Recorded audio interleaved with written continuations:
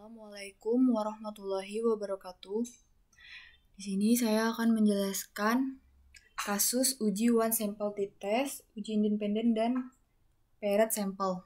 Pertama ada contoh kasus seorang peneliti membuat dugaan yang menyatakan bahwa nilai rata-rata berat badan mahasiswa FEBRC angkatan 2019 adalah sama dengan 55 kg.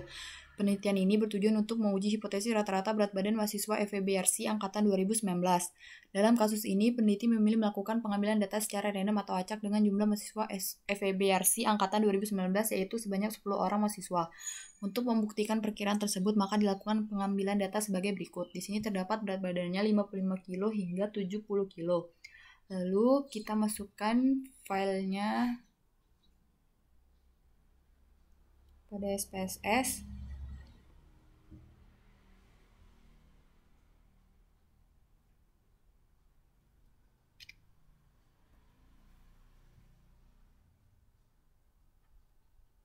Nah, sudah seperti ini. Kita ubah desimal ke 0 agar menjadi bilangan bulat, lalu kita analyze, compare mean, one sample t-test. Berat badannya test variable. Ini test value-nya 55. Nah, sudah bisa kita lihat one sample-nya berat badannya terdapat 10 orang, untuk mean-nya 59, untuk standar deviasinya 7,379, untuk standar error mean-nya 2,33.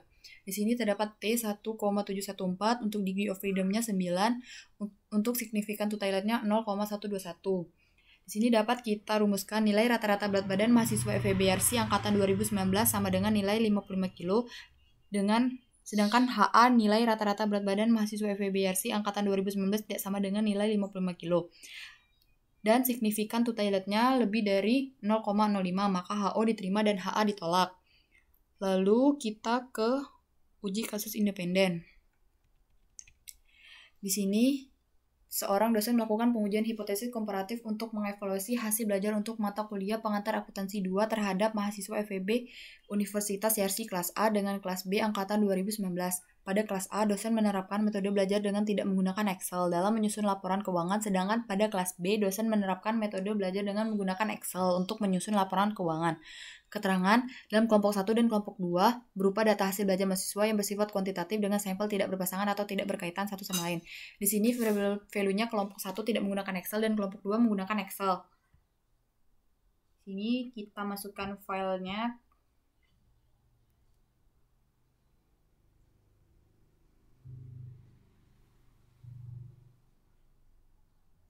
Independent t-test.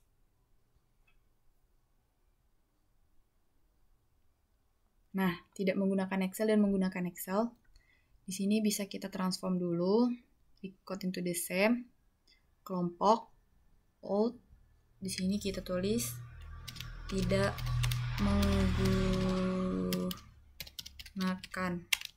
Excel. Penulisannya sesuai dengan file ya teman-teman. Menggunakan Excel.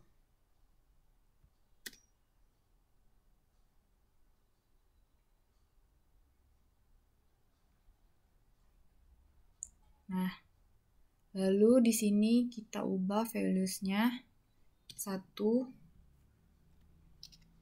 tidak menggunakan Excel dan 2 menggunakan Excel. Nah, untuk type-nya kita ubah ke numerik. Lalu di sini 0. Nah, sudah seperti ini. Lalu kita analyze, compare mean, independent sample t-test. Di sini nilai kita masuk ke test variable dan kelompok kita masuk ke grouping. Lalu define grupnya 1 dan grup 2 2. Oke. Nah, sini dapat kita jelaskan tidak menggunakan Excel dan menggunakan Excel terdapat 15 orang, untuk mean-nya 82,27 dan sedangkan menggunakan Excel 88,60. Lalu di sini juga untuk signifikan to toiletnya terdapat 0,22 dan 0,23. Lalu untuk degree of freedom-nya terdapat 28. Dapat kita rumuskan kedua kelompok memiliki rata-rata hasil belajar yang sama antara kelompok 1 dengan kelompok 2. Sedangkan HA, kedua kelompok memiliki rata-rata hasil belajar yang berbeda antara kelompok 1 dengan kelompok 2. Lalu untuk signifikan to toiletnya kurang dari 0,05, maka HO ditolak dan HA diterima. Lalu kita masuk ke uji paired sample t-test.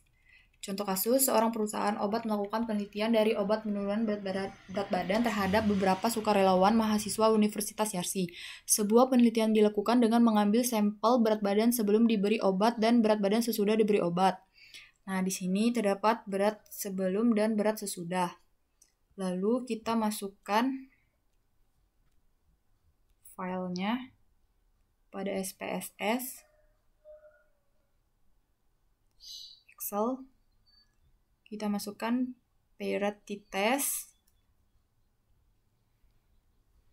Nah, di sini kita ubah desimalnya 0. Seperti ini, lalu kita analyze.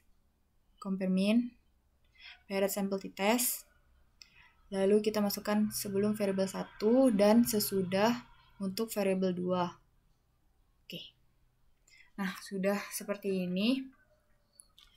Pada paired sampelnya terdapat meannya 4,875. Lalu untuk T-nya 6,630, untuk degree of freedom-nya 15 dan signifikan to toilet-nya 0,00. Dapat kita rumuskan HO tidak ada perbedaan rata-rata, sedangkan HA ada perbedaan rata-rata. Untuk signifikan to toilet-nya kurang dari 0,05, maka HO ditolak dan HA diterima. Sekian dari saya. Bila apa ada perkataan yang salah, mohon dimaafkan. Wabillahi taufiq wal hidayah. Wassalamualaikum warahmatullahi wabarakatuh.